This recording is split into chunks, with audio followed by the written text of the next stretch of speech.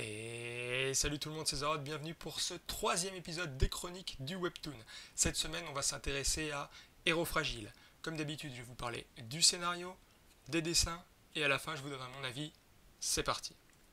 Donc, Héros Fragile, c'est un Webtoon, hop, c'est marqué là, d'action. Le scénario est écrit par Seopas et les illustrations sont de Razen. Il y a actuellement 114 chapitres disponibles gratuitement sur la plateforme pour une note de 9,68 sur 10. Un nouvel épisode est disponible gratuitement tous les mercredis. Et pour ceux qui le lisent depuis longtemps, on se rappellera qu'avant il y avait 2 épisodes par semaine, un tous les mercredis et un autre tous les samedis ou tous les dimanches, je ne m'en souviens plus, mais c'était un pur bonheur, mais ça c'était avant. Au niveau du scénario, que nous dit la plateforme ? Une fois que les tyrans de l'école vous ciblent, c'est fini. L'école est dirigée par des tyrans dont le passe-temps favori est de faire souffrir les enfants les plus faibles de la classe. Un jour, Sion est arrivé. Ce garçon mystérieux menace de démanteler l'ordre établi. Il est peut-être de petite taille, mais son combat calculateur et brutal laisse des adversaires sans méfiance allongés sur le sol, implorant sa clémence. Ainsi, les tyrans les plus forts de l'école s'apprêtent à vaincre ce nouveau héros.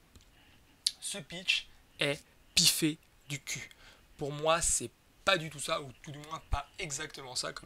Donc, comme d'habitude, je vais vous parler du début de l'histoire, essayer de vous dire de quoi ça va parler, sans trop de spoil. On est parti. Donc, le personnage principal, c'est lui, Sion Yeon. C'est un lycéen d'apparence plutôt frêle qui mesure 1,60 m. On apprend rapidement que c'est un excellent élève.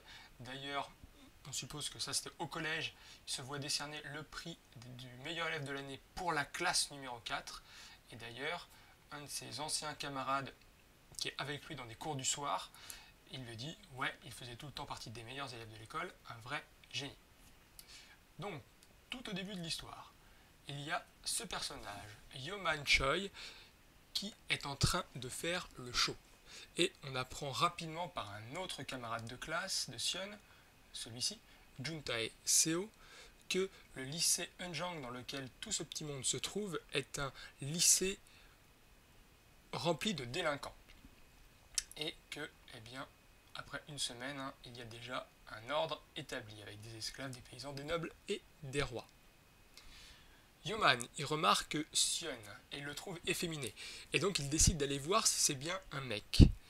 Et ça va être une très grosse erreur. Il va rapidement le regretter puisqu'il va se faire humilier et défoncer par Sion. Et il va constater que son apparente fragilité, en fait, eh bien, il n'en est rien. Il va se bouffer des gifles à répétition. Hop, mit à terre. Paf! Bra! Une deuxième. Une troisième. Tu ne comprends toujours pas ce qui se passe. Si jamais tu recommences à faire le con dans ma classe, je te crève les yeux. Donc voilà, ça c'est le départ. On comprend tout de suite que Sion, il déconne zéro. Ensuite, on va rencontrer 3 autres personnages principaux. Umin Park, qui est ici, Yoon Tak-ko, qui est ici, et Gayul Jin. Et ensuite, on apprend que voilà, ce groupe improbable de 4 personnes vont devenir les légendes du lycée Eunjang. Cependant, ce sera après une longue histoire. Donc, petit à petit, on va découvrir l'histoire de Sion, en fait, qui est vraiment intéressante, puisqu'on se demande qu'est-ce qu'un élève aussi brillant que lui fait dans ce lycée, et pourquoi il se bat aussi bien. Et ensuite, on peut dire que l'histoire va nous conter le parcours de ces 4 personnages à travers une multitude de bastons, plutôt internes au lycée Eunjang au départ, et après ils vont affronter d'autres lycéens toujours plus forts, voire plus, mais je vous laisse le découvrir. Au niveau des dessins, eh bien c'est vraiment très chouette, et il y a une vraie progression dans les dessins. Donc là je vous prends un Sion de l'épisode 2, et là un Sion de l'épisode 111. Après on peut voir Umin ici au chapitre 1, et ici au chapitre 109, donc c'est plus du tout les mêmes. Les personnages, ils sont faciles à reconnaître, ils sont tous différents dans leur façon de penser, ils ont souvent des objectifs personnels qui les poussent en fait à se battre. On peut dire aussi que l'ensemble de l'univers proposé, il est cohérent, que ce soit le lycée, que ce soit la ville. Mais on va parler maintenant du plus important, c'est les bastons. C'est top, c'est très explosif, les coups ils pleuvent, et on ressent en fait la dureté de ces derniers. On va repasser sur les gifles. Là, celle-ci, on sent bien qu'elle a l'air de faire vraiment mal. Et c'est ça qui est kiffant. Je vais vous montrer un autre exemple. À un moment là, dans une autre baston, il prend la main du mec, et paf, il lui enfonce un crayon. Et là, on sent bien que ça fait mal. Et derrière, grosse pique dans la gueule. Ça fait mal. Et un dernier exemple. Là, il casse un doigt. Aïe aïe aïe aïe. Ça fait mal. Au niveau des couleurs, rien à signaler. Ça fait très bien le taf.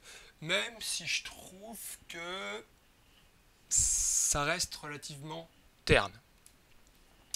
Donc, faut-il lire ce webtoon? Eh bien moi c'est le 3e que j'ai découvert et encore une fois ça a été une excellente pioche, j'ai trouvé ça génial. Alors bien sûr, faut apprécier ce genre d'histoire où ça ressemble en fait à des mangas de Furio si vous voulez, pour ceux qui connaissent, ça va être de la baston de lycéens, donc ça réinvente rien. Par contre, on a la particularité d'avoir Sion, lui, qui se bat en fait avec tout ce qu'il peut trouver sous la main.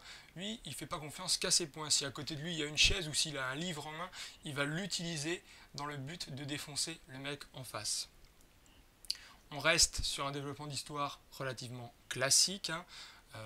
Les personnages avancent dans l'histoire, il y a un gros moment de baston, et puis on avance dans l'histoire, et là il y a des nouveaux personnages qui veulent se battre, donc nouveau moment de baston. On avance comme ça dans l'histoire d'une manière très classique. Mais l'univers, en fait, il est suffisamment cohérent, les personnages, ils sont suffisamment attachants, tout comme leurs histoires, et les scènes de baston, ils sont bien badass, donc tout ça, ça fait qu'on a envie de continuer à lire ce webtoon. Les chapitres, ils sont relativement bien fournis, mais le temps de lecture, en fait, dépendra si on est sur un chapitre uniquement de baston, et dans ce cas-là, ça va relativement vite à lire, ou dans un chapitre où les personnages se parlent, et là c'est un peu plus long. Au niveau de l'histoire, j'ai l'impression qu'on se rapproche de la fin. Alors on n'y est pas encore, mais on s'en rapproche, vous verrez.